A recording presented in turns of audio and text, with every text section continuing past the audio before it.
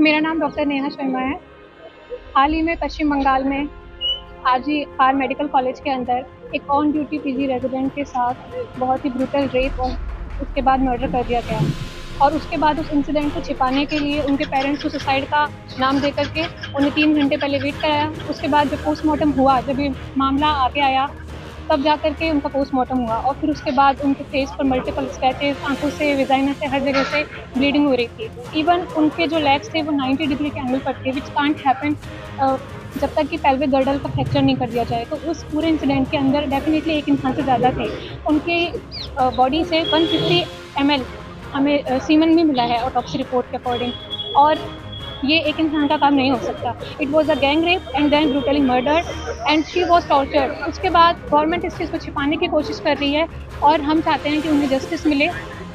और जब तक उस चीज़ का मतलब पूरा वो नहीं हो जाता, न्याय नहीं मिल जाता, तब तक ये जो हड़ताल है चलती रहेगी। और इसीलिए पूरे देश के जितने भी डॉक्टर्स हैं वो उनके समर्थन में हैं। We want justice and we want वहाँ की पुलिस प्रशासन जो अभी वहाँ के जो सस्पेक्ट हैं संजय रॉय जिन्हें अरेस्ट किया गया है, वो वहाँ के बिल्डिंग से फ्राइडे को निकलते हुए पाए गए थे। और वहाँ पर एक ब्लूटूथ डिवाइस मिला था जिससे उनका मोबाइल फ़ोन जब उन्हें पकड़ा गया, क्योंकि वो थोड़ा संदिग्ध मिल रहे थे, घूम रहे थे, तो उन्हें जब अरेस्ट किया गया तो उससे वो मतलब कनेक्ट हो गया ब्लूटूथ डिवाइस। पर बात यह है कि वो इंसान खुद एक सिविल वॉलंटियर है कैलकाटा पुलिस के, तो उन्हें कभी भी हॉस्पिटल में आने जाने की परमिशन थी।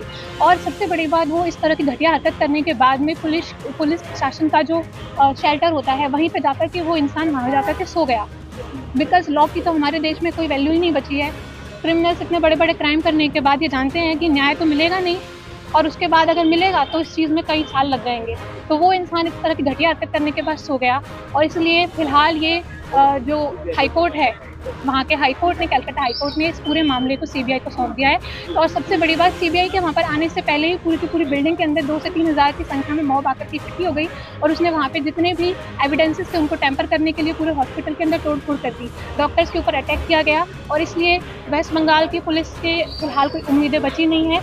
इसलिए हम लोग यहाँ पर पूरे देश के लोग प्रोटेस्ट कर रहे हैं, जिससे कि इस पूरे मामला की जल्द से जल्द जांच हो और जो भी क्रिमिनल्स हैं उनको अरेस्ट किया जाए, उनको पनिशमेंट मिले, इवन उनको तो फांसी दे देनी चाहिए।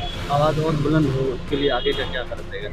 जब तक हम लोगों को न्याय नहीं मिलेगा, जब तक उस पूरी प्रशासन मतलब इस पूरी मामले की जांच नहीं हो जाती और जब तक कि आरोपियों को सजा नहीं मिल जाती, तब तक अनिश्चितकालीन तौर पे हड़ताल चलती रहेगी। पहले हम लोगों ने नॉन इमरजेंसी सर्विसेज को बंद किया था, बट अब इमरजेंसी सर्विसेज को भी बंद कर दिया जाएगा। और हम चाहते हैं कि गवर्नमेंट इस चीज़ को जल्द से जल्द देखे। और सबसे बड़ी बात यह हो रहा है कि लोगों को लग रहा है सिर्फ और सिर्फ मेडिकल्स की प्रॉब्लम है। They are not looking it कि ये एक वुमन के साथ गलत हुआ है। इस कंट्री की बहुत ज़्यादा पॉपुलेशन है जो कि वुमन है, बावजूद उसके भी इस चीज़ के ऊपर कोई ध्यान नहीं दे रहे। लोगों को लग रहा है मेडिकल्स की प्रॉब्लम है, उन्होंने हमें अलग कर दिया।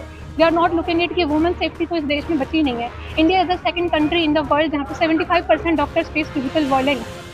चाइना के बाद हम सेकंड नंबर पे चल रहे हैं, उसके बावजूद भी कोई इस चीज़ पर ध्यान नहीं दे रहा है। और अगर ऐसे ही चलता रहा तो ये प्रोटेस्ट चलती रहेगी। तो